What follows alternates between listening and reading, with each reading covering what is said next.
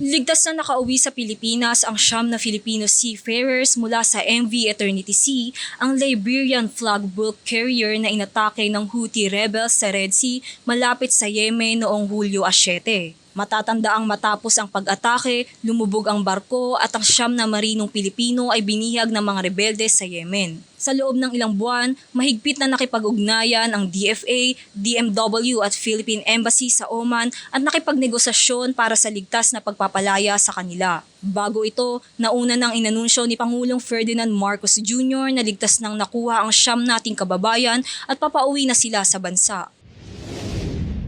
Yung 9 na marino na ating kababayan ay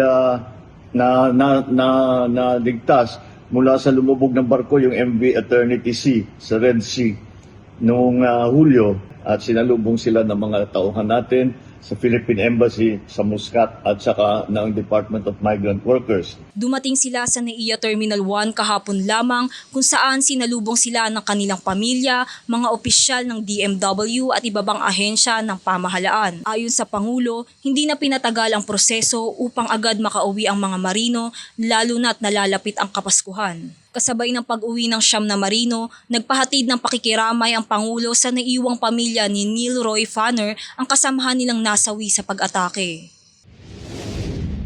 Paabot din natin ang ating pakikiramay sa pamilya ni Mr. Neil Roy Fanner dahil po siya ay sumakabilang buhay nung inatake yung barko na sinasakyan ng mga marino natin. Dagdag pa ng Pangulo, delikado ang trabaho ng mga marino lalo na sa mga lugar na may tensyon at gera. Kaya malaking ginhawa na sa wakas ay makakapiling na ng 9 na seafarers ang kanilang pamilya ngayong Kapaskuhan. Nauna sa balitang totoo at laging bago, Dane Gulimlim, Alauna sa Balita, Congress TV.